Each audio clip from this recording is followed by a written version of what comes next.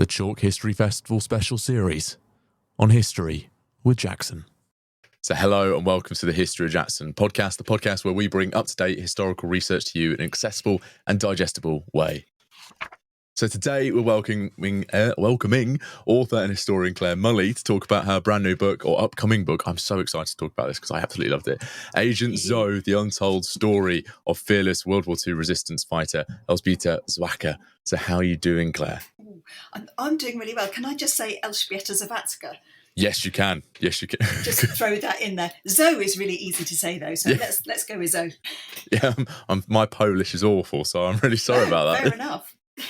So, this book and this talk at Chalke, I'm really excited to talk about. And my first question I want to ask you, Clare, is, what inspired you to write this book? Well, I've written a previous book. I've written 4 books on women in conflict and women's experiences, mainly during the Second World War. And a couple of books ago, I wrote one about Christina Skarbek, also known as Christine Granville, who was the first woman to serve Britain as a special agent in the war. And she was Polish born. Her Polish name was Christina Skarbek. And very wonderfully and shockingly for me, after that book came out, the Polish government decided to give me an honour. So I've actually got a medal with a ribbon and everything. And they gave it to me at a wonderful event at the Polish Embassy. And when I was there, 5 people were being honoured, me and a couple of other gents, and then there was a very short elderly lady. So I immediately thought, oh my gosh, veteran. So I went to have a chat with her. She's an absolutely fantastic woman who had served as a teenager in the Warsaw Uprising, and amazing. And so she said, and what are you getting your award for? And I felt rather sheepish because I'm just a reporter, right? I didn't actually do this stuff. So I said, I wrote this book about Christina Skarbek. She said, oh, Skarbek, she was fantastic, but she couldn't hold a light to Zoe. And I was like, okay, who is Zoe? And that's how I heard about her. So, I thought if this incredible woman who had, as a 16-year-old, run through German incendiary raids through Warsaw to try and get medical provisions, if she said the real person to focus on here was Zoe, I knew I had to find out a bit more about her. I think that's a lovely answer. That's an amazing answer about what inspired you.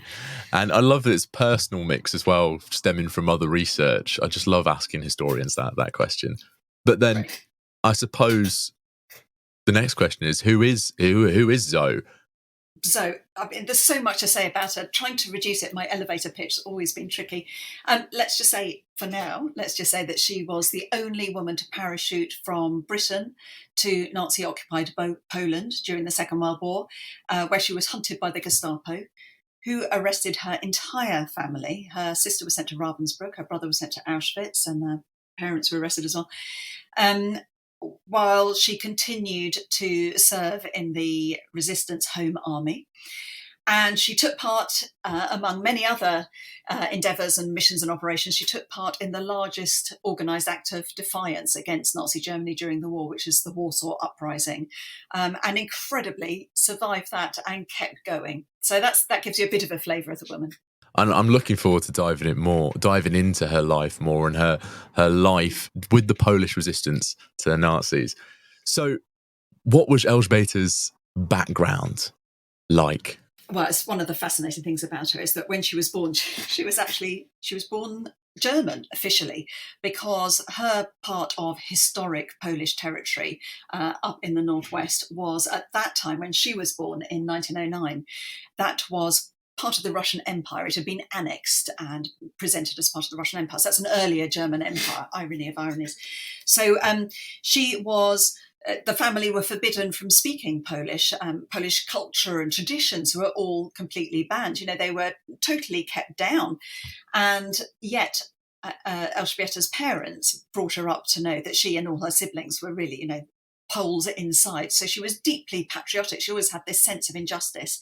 But because she had to speak German, this obviously became very useful for her later when she has to go under the radar in and out of Nazi Berlin, the heart of the Nazi Third Reich.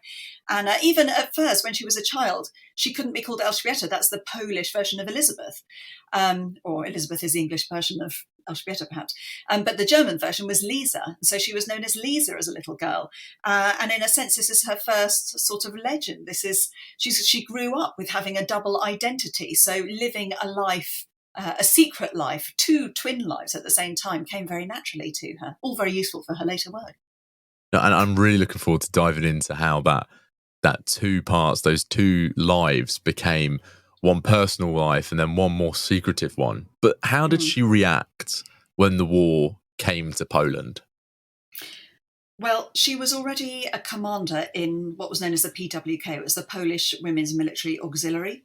And they were uniformed and highly trained, and there were many thousands of them from all over Poland. They used to have regular summer camps for training and so on. And she was a commander in that. But they were all volunteers. They weren't actually officially part of the Polish armed forces. So for us in Britain, the closest equivalent is probably the FANY, the First Aid Nursing Yeomanry. So a uniformed military group outside of the official military structures. So she she was woken up at 5 o'clock in the morning on the 1st of September, shaken awake by the force of an explosion. And she wondered at first if it was the Polish Air Force conducting exercises, but it was, of course, we now know, the German invasion. This is the Luftwaffe coming in and bombing the airfield near where she was based at that time. And so she immediately goes into action. I mean, she's probably one of the first women to serve in the entire Second World War, because immediately that morning in the early hours, she's leaping into action. And she and her unit are deployed actually further over east into what was then Lviv, is now Lviv in Ukraine, but was then Lviv in eastern Poland. And so she is fighting against the approaching German forces coming in from the west. But on the 17th of September, the Soviets, the Red Army, invades from the east as well, because lots of people seem to forget, I found, that until 1941, the Soviet Union was, they had an agreement with Nazi Germany. They were on the other side of the war. It's only when Hitler betrayed his erstwhile ally Stalin and invaded Soviet-held territory in June 1941 that the Soviet Union joined the Allies, and thank God they did. Although for the Poles, it's quite tricky to see the difference. From the ally was always an enemy to them, of course. Anyhow, so she actually serves with her unit, supplying anti-aircraft batteries, pulling up paving slabs to make barricades, digging anti-tank ditches, all of this incredibly strong work, all while still in uniform, all in the first couple of weeks of the war. And what they're doing is ensuring there is a corridor, because the Polish authorities knew that although they'd actually put up a very good defence in the first weeks of the war, as soon as the Soviets had invaded as well, they couldn't keep fighting on two fronts. So they actually got out their government, their treasury, some of their main artworks, the Enigma codebreakers, those mathematicians, the Polish mathematicians who actually Zoe had been to university with and had lessons with. She studied maths. And they got out 35,000 troops as well. And they had to keep that corridor through Lviv open, south into Romania and then into France. And then obviously they made their way to Britain in the end. So that's what she's doing at the start of the war. So she is thrown into it with force right from the start. Yeah, and you can certainly, as you were talking about, how she's instantly in the thick of it. But then the difference between how the Polish recognise their military, but also how their women are not integrated in that military, does that create any tension for her? Does it create any issues for her? Yeah, of course it does. So the Poles do have another women's military auxiliary. They're known as the Peski after their acronym, but they weren't expected to see frontline service. So they are, drivers, secretaries, medics, that kind of a whole range of roles actually. Although many of them much later in the war, end up serving, lorry drivers, serving ammunition in Monte Cassino and all the rest of it. This is not the answer to your question. How did the tension? So Poland had two armies. It had the armed forces overseas and it had the home army. So that is a resistance army. And it's actually the largest resistance armed forces in occupied territory in the Second World War, certainly in Europe. And the men in that were considered to be soldiers and the women were not, even though they undertook a lot of the same roles. I mean, they didn't have enough weaponry and the weapons were given as priority to the men. But you find women at the start of the occupied period.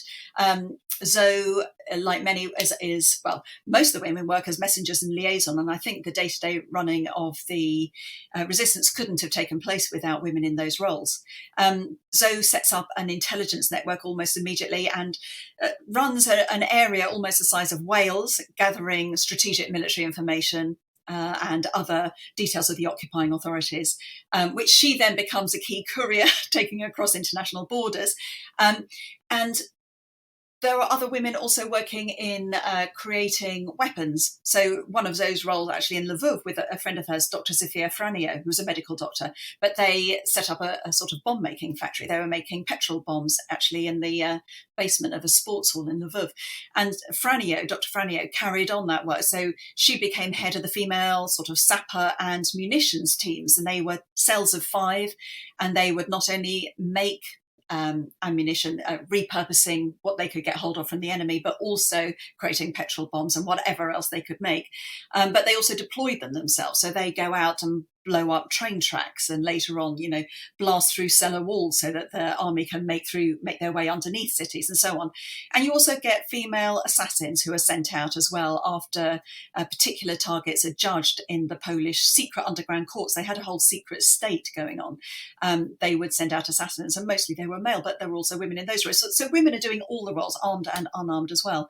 And the head of the Home Army early on, Stefan Revetsky, the commander, he says, that women do work identical to ours, but a lot of the men just can't accept it. So you get very experienced women, and then you get a couple of guys who have brilliantly escaped from a prisoner of war camp, or perhaps they've been shot down and they've managed to get away.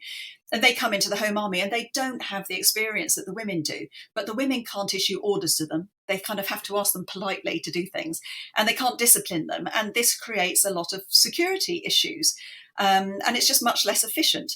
So the commander says that women must have the same military status as the men, but it's only because of Zoe that they get it, of course. It's so interesting and inspiring to see how she has managed to become such a pivotal point of Polish resistance. But we keep referring to her as Zoe. How does she become Zoe? Well, she was inspired. She's always very inspired by the women around her, the other service women. And she wants to recognise not just her own service, she wants to recognise the collective input of the women who serve. And her name is taken from 2 women who she greatly admired, one of whom was her elder brother's wife. He actually died. He was in the Home Army, and he died just before the conflict. And I won't tell the whole story, but Zoe was incredibly inspired by the actions of his widow immediately after his death. And so her name was Zofia, so she takes the name Zoe from Zofia. But it's also another Zofia, another friend of hers, who she took the name from, and she was her closest friend, her dearest friend in the PWK, this pre-war women's military auxiliary. And they were very, very close friends. And sadly, she dies very early on in the book as well. Sorry, little spoilers, but it is quite early on. And Zoe carries her in her heart for the rest of her life. And so this is her way of honouring these women, to make her own name, Zoe. And she calls herself Zoe, for the rest of her life. She is Zoe. And she often says Commander Zoe or General Zoe when she writes to people. So she's having a bit of a laugh with it, but she's still telling people what to do. She's a very commanding personality. And I love how in the way that you write about Zoe, you not only show that it's the people in her life that are important, but it's Poland as well that is important to her. And when the Gestapo start to find her intelligence network and go through her intelligence network, how does she react? I mean, this is a Second World War book, and there are, of course, horrors. So a little bit of a warning. I mean, obviously, I try not to be gratuitous when I'm writing this book, but I don't think we can tell this story without some of the appalling crimes being recognised. And so there are a couple of times when Zoe's networks, 2 main times when her networks are betrayed. And the second one in particular, she said it wasn't a trickle, it was a deluge. They rounded up, I think over 70 women who had served in that network. And of course, it's absolutely appalling. I mean, there are many times when Zoe is very deeply conflicted between her duty to her comrades in arms, to whom she felt intensely loyal. And loyalty, of course, is one of the core strengths of the resistance. But also her duty to her nation. And there are times when her brother is first arrested and she asks for permission to try and rescue him. And she's actually given the permission, but she's also at the same time given the knowledge of her responsibility, how much information she has in her brain, what happens if she is then captured and she is then tortured, and she has to think, well, can I survive that, or will I betray many more people? And she has to face these appalling decisions. And I spend the whole time thinking, what would I do as I read this book? What would I have done? And I would have just been appalling. I've got no sense of direction, no language skills, no courage. I've just been dreadful. But she is incredibly strong, and she has to make these calls. And of course, there are occasions where a few of them manage to get away, and when her network is first betrayed, she risks her life deliberately to hide, to stash a suitcase full of American dollars that she's just brought back from Berlin, but also to issue a number of warnings to other people in the resistance, and that saves the lives of many of her network. I'm completely I'm always lost for words when I've been looking at this, reading your book, because everything that she does is just so inspiring, but there's just such a lot of danger around what she's doing. How is she able to get across war-torn, Nazi-occupied Europe and still be able to complete her job, complete her missions as a courier? Because it's such a courageous tale, but it's so fraught with danger. It's this extraordinary chapter where she becomes, in 1942, she's appointed, the only woman actually to be appointed as an emissary for a commander of a Polish army. And so the commander-in-chief of the Polish Home Army, this amazing, huge resistance force, knows that she's been burnt on the routes that she's been doing before, but she's too good a courier for them to waste. So she is commissioned to take 2 huge sets of microfilm of resistance, military intelligence, one hidden in a brass cigarette lighter and the other one in a key, across nearly 1,000 miles of occupied European territory, to go to London, where the Polish government in exile has now reconvened, and the armed forces have regrouped. And so she sets off on this journey. I mean, the first thing she has to do is she has to go back on the same old route, knowing very well that the Germans now have her name, her date of birth, her actual photograph of her, and put it all together. So that's horrendous. So she has to undertake that journey. But then, she manages to get across the borders with great difficulty. She says she was sweating as a mouse. I didn't know that mice were particularly sweaty, but I do love her turn of phrase a lot of the time. Anyhow, then she gets into France. She's nearly arrested in France because they think her papers are a bit dodge, which indeed they are. They're complete forgeries, of course. So she has to hold her nerve and go back to retrieve them the next morning. And luckily that works out. A lot of it is holding her nerve. And then she has to hide in Pierre Laval's personal train. He is the collaborationist prime minister of France at this point. I mean, it's just extraordinary journey. She ends up, being thrown out of a hotel window and being shot at in the high mountain passes of the Pyrenees. But 1st of May 1943, she's in Liverpool. She's done it. Amazing. And then how important is her work to the greater war effort?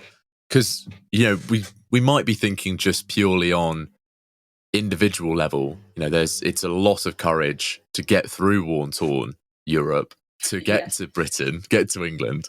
Yeah. But then there's a wider picture at work. Yes, I mean, she is a really significant force. So she gets to Britain, just the intelligence she's bringing on its own is significant. So I won't do the whole lot, but there's military movement, U-boats, development of new weapons, sabotage planned and undertaken, overview of the resistance across occupied territory in Europe. She adds information on Holocaust plans, Auschwitz and some of the ghettos in Poland. And she has her personal knowledge as well, which becomes very useful for SOE because she knows, some of these courier routes, but also just the papers that are required in various different countries because she's done the whole lot. So a huge amount of information. And actually, after the end of the war, in May 1945, Churchill got a report on his desk that said almost half of all of the intelligence from occupied Europe during the war had come from Poland alone. And of course, she had set up an entire intelligence network and delivered a lot of that information herself. So just in intelligence terms, she's a very significant figure. But in London, she is given 2 other missions as well, both of which she is successful in. And the second of those is to secure the legal military status of women. And her job is made much harder because the man who's commissioned her, the commander-in-chief of the Home Army, is killed during that time. So, and the new guy doesn't really know much about it and isn't as broad-minded and doesn't have that experience to bring to it. And then the head, the Polish commander-in-chief of all the Polish armed forces in Britain, General Sikorski. She has an interview with him. She starts him thinking about this. It's quite a fractious interview, quite funny. But then he goes off to inspect the Polish forces in North Africa, and he's killed on the way back. So she's just left on her own. She's got to do this. And the Poles and the Brits in London, who she's working with, both of them, they just cannot believe these orders, cannot believe that women can seriously be expected to be in those. I mean, in Poland, that there isn't a distinction between the home front and the front line. In Britain, we have many women serving on the home front, and a lot of those are dangerous roles. Don't get me wrong. If you are a searchlight operator or doing the calibrations for a anti-aircraft gun, then you are actually in the front line of fire. So I'm not diminishing the work of the British women. And of course, we had our special agents went overseas. But in Poland, the front line is the home front. So women have been fighting, a lot of them with weapons in hand, all this time. But it's just inconceivable to those in Britain.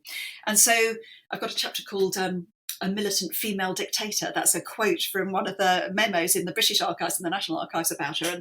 And it's just brilliant. The men sort of group together and they take rearguard action. And they even have a little poem to cheer themselves up when she leaves the room. They say, "You have to admit, though little and frail, the fight I shall win, as I am a male."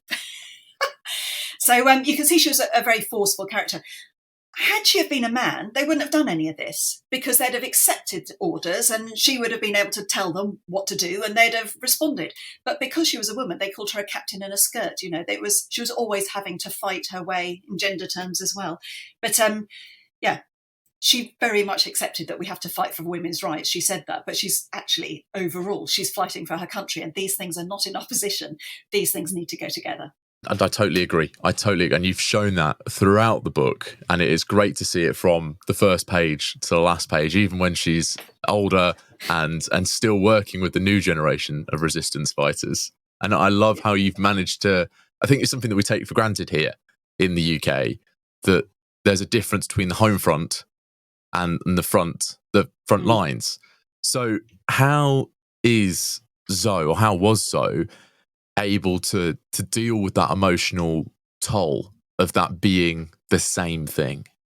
I think Zoe didn't choose to investigate her personal emotions too much. She is completely 200% focused on securing independence and freedom for her nation.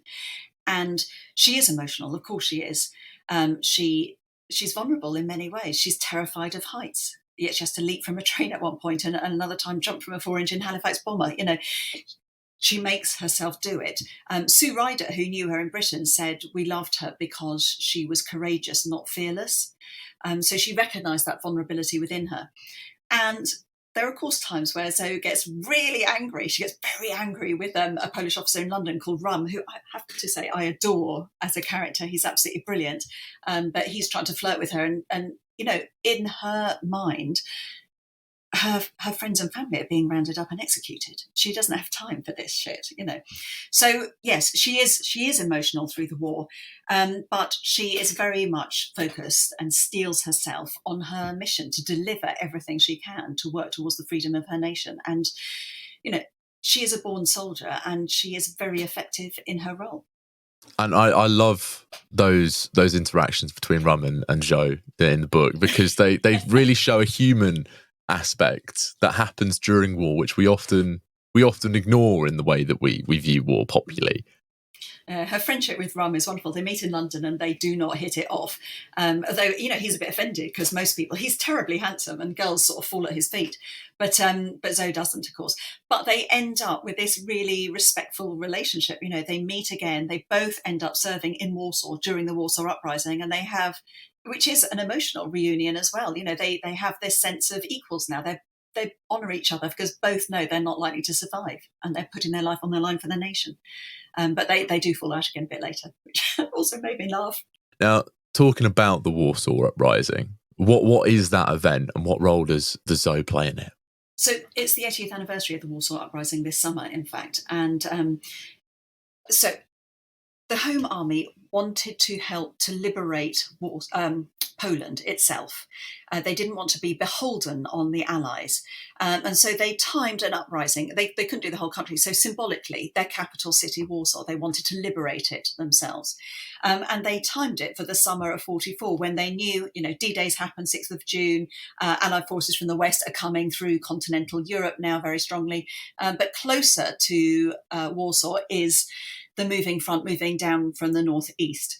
So that's the Red Army. The Soviets are coming down as well. And as we know, we sort of imagine it as this race for Berlin. But of course, it sweeps through huge parts of Europe on the way with engagements.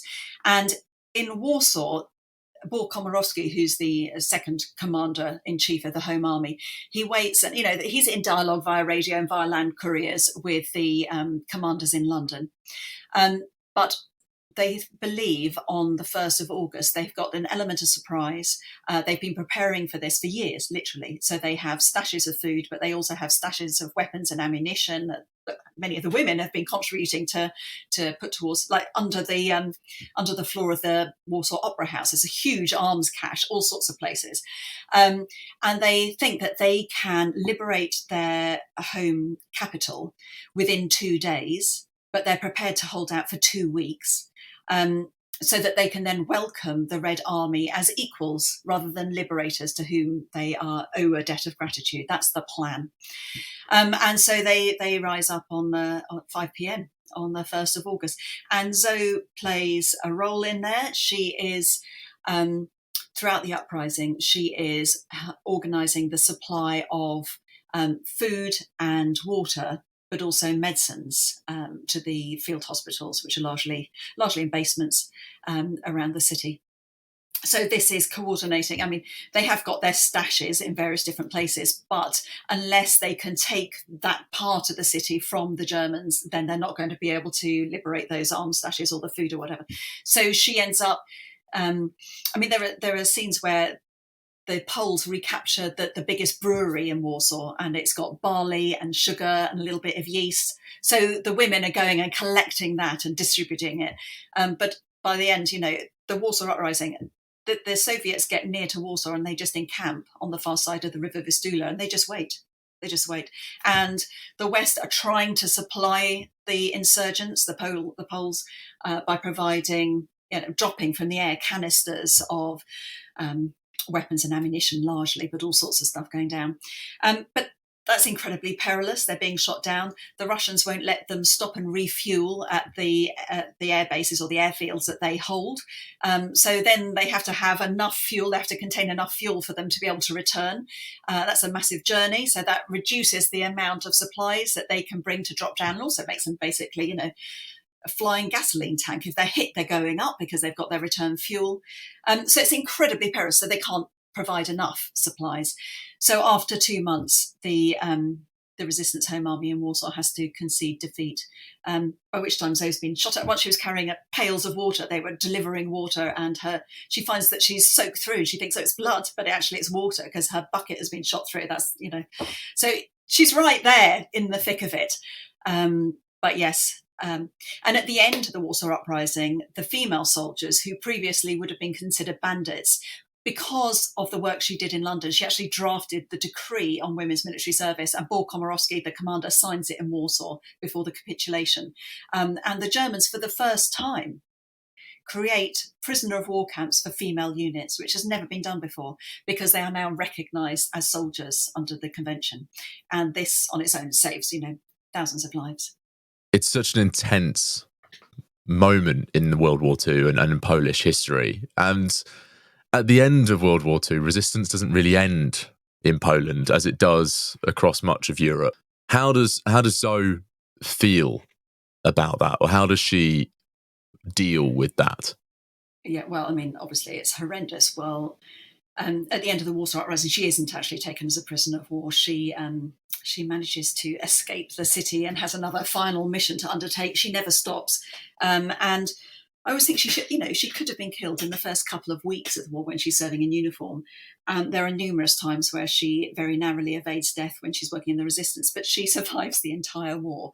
And then while we are celebrating in Trafalgar Square, or our grandparents are, or, Poland gets a Soviet-backed communist regime imposed on them. So a lot of, imagine, because what we tend to think about is East and West Germany. Imagine East Germany and the Stasi. Well, transfer that to Poland. That's roughly the picture that you can get. So, yeah, Zoe, she never stops fighting for the freedom of her country. And clearly, freedom hasn't been achieved at the end of the Second World War. So she continues her secret resistance work. But she also wants to help rebuild her nation, of course. She's a teacher before the war. And so she goes back into education. She does education work at the same time. But this isn't enough for the government. So that communist regime, well, she's arrested. I mean, it's this one of the great ironies that she evaded arrest throughout the 6 years of the Second World War, only to be eventually arrested by the regime that purports to represent Poland. And when she's arrested, she don't want to give it all away, Jackson. No, I'm not trying to give it all away. But how do her feelings towards Poland, do they change? Does she have a new idea or an opinion of how Poland should be in this new world? Before she's arrested, she does, she sees these huge posters up saying that communists will give education to all under 18-year-olds. And she thinks, well, that is a really good, that is a really good policy. And she worked in teaching. So this means a lot to her, support of the youth of the nation. So she thinks, well, maybe I can be a teacher under this regime. She does her best to try and reconcile this, but it evidently becomes very clear when they arrest her and sentence her to 10 years and torture her in jail that this is not the sort of government that you can work with for the benefit of the mass of the Polish people. And there are huge restrictions, of course, and there are, it's economic issues, and the whole thing is very problematic. So one of the most wonderful interviews I did was with a woman called Bernadetta, who had shared a prison cell with Zoe after the war, but was much younger than Zoe. And her descriptions of her there, she just never stopped fighting. That's actually leading a really nice segue into my next question. You've spoken to people who know Zoe, and your primary source base is absolutely fascinating, and I'm just in awe of it. How did you find researching Zoe's life for this book? Well, every time I've researched a book, I have to say it's a real privilege because of the people I've written about, but it's also been a real adventure. So, going out to Poland, stumbling across the convent where she hid twice during the Second World War, where she was ordered to lie low. And we haven't told all her stories, there's plenty more. And being invited inside because, as it happened, they knew my name because Christina Skarbek, the other Polish-born lady I'd written about, went to school at that convent as a child, and they loved the books. They would come in and show me all this archival stuff they've had. It's not a public archive, but anyhow, they're very kindly and introduced me to Sister Janina, who's this incredibly elderly and very short and very lovely, their eldest nun at the convent, who works as their archivist. And she knew the nuns who were there when Zoe was there. So, there's all sorts of these stories of interviews with people that I met who knew her. Zoe lived a long time, and so there are a lot of people alive still today who knew her. It's just fantastic, including her niece, including Lech Wałęsa. I got an interview with Lech Wałęsa. Just amazing stuff. So yeah, it was extraordinary. And you've seemed to have developed a really close attachment and an almost relationship with Zoe. Now, how is she? How is she for you? How do you see Zoe? I don't think you can say that you have a relationship with your subject. My subject is dead. I've never met Zoe, and a relationship is a two-way thing, right? No, I didn't have a relationship with her in that sense. And I feel that we always have to be careful, cautious. Empathy is a really important quality for a biographer, but so is a kind of critical insight and context and all the rest of it. And I think you have to be quite careful. I think you probably have to fall. Well, no, I don't think you have to fall in love with your subject, because I think it's very important that we have biographies of Hitler and Stalin and all the rest of it. I think you have to fall in love with your job in doing the research. I did think that Zoe was absolutely fantastic, but it didn't stop me from being very critical about her. And she could be pretty tough. She could be hard and curt. And actually, I love all that about her. So I put all that in again. I haven't tried to, this is not a hagiography. And I think you do have to step back and try and look with critical eyes as well. But yeah, it's an extraordinary story. She's a fantastic, inspirational woman. I'm bowled over by her still. That's a really nice way of looking at the craft of writing history and biographies, not to make them hagiography. I can't say that word today. Hagiographies, yes. There we go. Thank you, Claire. So I've got a final fun question, as I do for all the guests here on the podcast. Now, you are going to be at Chalke History Festival next month, and I'm so excited to come and see you talk. But what are you most looking forward to at Chalke? Oh, I love Chalke. I've spoken there 3 times, once for each of my books, so it's wonderful to be going back. And Chalke is unique because you get, the red coats there and a Halifax bomber or whatever, so it's a lovely juxtaposition of everything. The things that really made me laugh at Chalke, though, and I do like a bit of a laugh, is one. Well, when you go to Chalke, you get put up by local people who very kindly open up their houses to the speakers, which is always fun. And so I was put up once in a very grand house. It's wonderful. And the next day, they invited me and my fellow author staying there to go on a camel ride around their estate, which I did. So that was good. And then the last time I went, I was put up by a group of elderly ladies, absolutely fantastic, who we got back, we drove down the country lanes, they couldn't remember how to work the headlights of the car, so we were using iPhones to kind of give a little bit of warning, really.